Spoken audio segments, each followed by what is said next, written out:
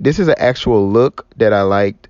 That gives me a really cool, up-to-date look on my car. Yes, I know in certain areas you need specific lights in order to meet the city coordinates, but this is just me just showing you guys, once you get into your system and you code it, how you can change the outcome of what your light actually does. So this is just a demonstration to show you, before I even get into the video, what you're capable of doing if you know how to code your car. So in this video, I'm going to show you specifically how you can upgrade your rear reverse lights. This video specifically, I'm going to show you how to code out the error message of your reverse lights. And the way that I'm going to do it is I'm going to show you how to tell your car to bypass the reverse light signal. Yes, you can do this with any light that you have an issue with. Of course, I don't want you guys to not have lights in your car. I want you guys to meet all safety concerns, but this is just showing you, if you do a retrofit of a new light, how you can adapt it to the new lights so everything can function and you won't have error lights in your car. So without further ado, here's the demonstration.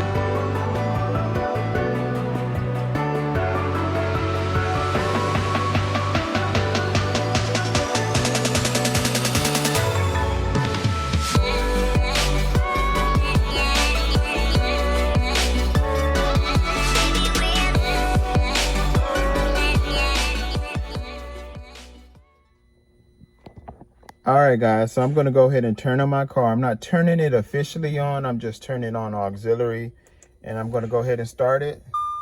Testing. All right, so it's currently on. System ready. As you can see, I'm not going to turn the entire car on because I'm doing something else for another video, so I currently don't have my downpipe set up. So as you can see, it says lights are on, not giving me any codes. It's just showing that my trunk is open, my hood is open, and my door is open. So watch this, guys. I'm going to go ahead and put my car in reverse. And so once I put my car in reverse, it says left reversing light, and it says right reversing light. And if you guys can see from the screen, my reversing lights, I set them up. So I'm going to just go ahead and take it off, and I'm just going to press my reversing light. As you can see, it's coming on with my car.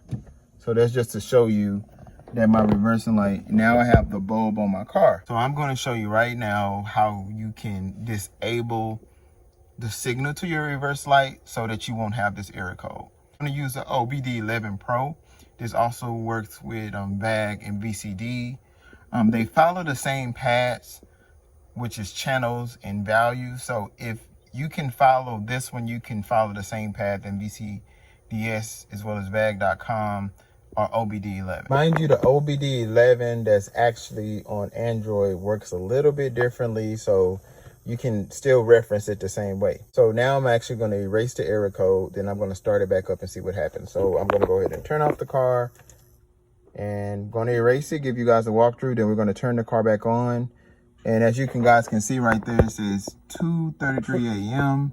So we can use this as a reference point just to know that I'm truly doing this for you guys. So I'm going to walk you through how to do it with the OBD11, and then we're going to get right back to it.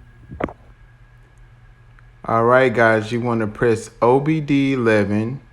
And once you press OBD11, you want to select your car, connect to whatever OBD you have, need to be 1 or 2. And once you connect, put in your password. Yeah, I have a generic password. I know.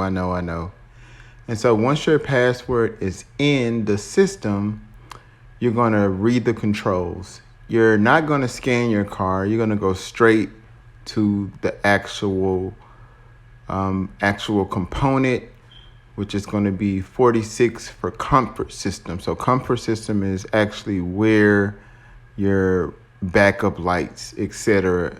are. All right, so as you can see, once you go to the comfort system, you can see that I do have the error codes from the previous demonstration that I gave. So I'm just showing you guys that I have the error codes that I need to clear out for my reverse light. And since I have a B8, I have 2 per side. B8.5s only have 1 error, okay? And so now what I'm going to do is, all right, so now I'm going to go ahead and go to the channel, which is 181.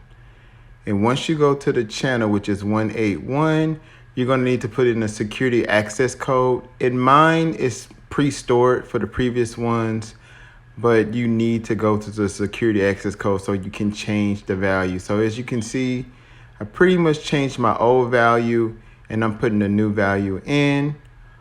So if you want to know my old value, you can just rewind it. It's 653 something. But as you can see, I put my new value in, which is 61695. And that's going to be for the Audi A5 B8. If you have a B8.5, I'm going to put in the description what your new value is going to be. So as you can see now, I pretty much did a test on it. And I pretty much wrote the code after I did the test, which is that green button that I slid across to the right. And so at this point, I'm just going to go ahead and pretty much just clear out all of the faults in the vehicle. And that's pretty much it. That's how you change the adaptation to where you do not receive a signal to that specific channel to eliminate codes. All right, guys, here's the moment of truth. As you can see from the short video, I just reset my adaptation on my reverse lights. And like I said, you can do this with different lights on your car. And for the B8.5, there's a different code that you may have to put in because the B8 reverse lights has four reverse lights. It has one on the outer right and the inner right, and it has one on the outer left and the inner left, whereas the B8.5 just has one on the center. So there's a different coding for B8.5. So I'm going to put that coding in the description for B8.5 if you guys want to do that and not a B8. But yeah, so without further ado, let's test it out. Turn my car on. All right, so we're on.